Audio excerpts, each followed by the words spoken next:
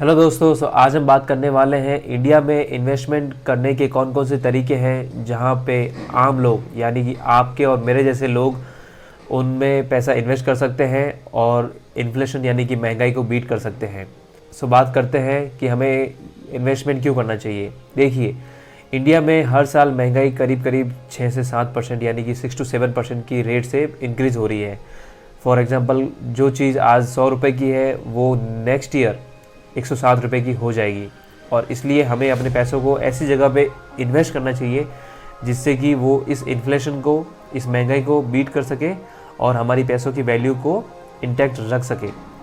Ideally 12% की annual interest rate अच्छी मानी जाती है और वो आपके पैसों को एक हेल्दी वे में ग्रो भी करती है और इन्फ्लेशन को भी बीट करती है।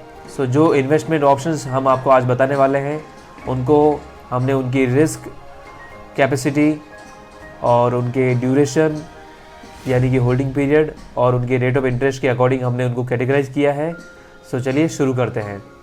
पहला इन्वेस्टमेंट ऑप्शन है बैंक फिक्स्ड डिपॉजिट यानी कि एफडी, जो कि एक बहुत ही पुराना और एक ट्रेडिशनल इन्वेस्टमेंट ऑप्शन है। और एफडी आपको कब करनी चाहिए? जब आपको अपना पैसा कुछ टाइम के लिए यानी कि कुछ दिनों से लगाकर 1 या 2 साल के लिए सेव करना है या फिर इन्वेस्ट करना है। और इसमें रिस्क एबिलिटी बहुत कम होती है क्योंकि पैसा आपका बैंक में सेव रहता है।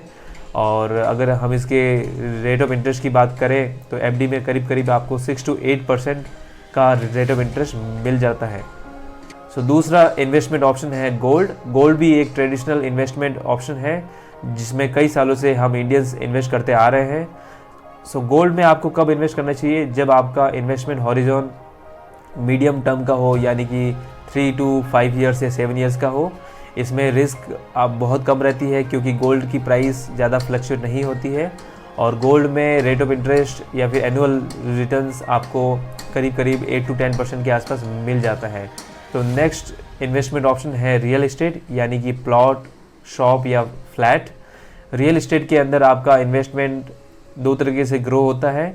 एक होती है कैपिटल एप्रिसिएशन, वो प्राइस में एप्रिशिएट होगा, एंड सेकंड आपका जो रेंट आएगा। रियल एस्टेट में उन लोगों को इन्वेस्ट करना चाहिए जिनका टाइम हॉरिजन थोड़ा सा लंबा है यानी कि 8 to 10 ईयर्स। रियल एस्टेट में रिस्क मॉडरेट होता है और रियल एस्टेट में अगर हम रेट ऑफ इंटरेस्ट की बात करें तो वो भी करीब करीब 8 to 10% रहता है। अगला इन्वेस्टमेंट ऑप्शन है म्यूचुअल फंड्स, जो कि स्टॉक मार्केट में इनडायरेक्ट इन्वेस्टमेंट होता है किसी फंड मैनेजर्स के थ्रू। एंड म्यूचुअल फंड्स में भी आपको इन्वेस्टमेंट तब करना चाहिए जब आपका टाइम हॉरिजन 3 इयर्स या उससे अबव है, क्योंकि इक्विटी मार्केट में मिनिमम आपको 3 to 5 ईयर्स देने पड़ते हैं, तब जाके आपका पैसा ग्रो होता है। और इसमें भी रिस्क थोड़ी हाई रहती है कि आपका पैसा शेयर मार्केट में इन्वेस्ट होता है और इसमें आपको रेट ऑफ इंटरेस्ट करीब करीब 12 से 15% के आसपास मिल जाता है सालाना। और सबसे लास्ट इन्वेस्टमेंट ऑप्शन है शेयर मार्केट। शेयर मार्केट में उन लोगों को इन्वेस्ट करना चाहिए जिनका टाइम हॉरिजॉन काफ़ी लंबा है यानी कि 8 to 10 ईयर्स या उससे ज़्यादा का है, क्योंकि इक्विटी मार्केट में आपका पैसा ग्रो होने में उतना टाइम लगता है और इसमें रिस्क काफ़ी हाई रहती है। आपका पैसा ज़ीरो भी हो सकता है या फिर आपका पैसा 10 गुना 100 गुना भी हो सकता है। और इसमें रेट ऑफ इंटरेस्ट आप करीब करीब 15 से 20% सालाना एक्सपेक्ट कर सकते हो।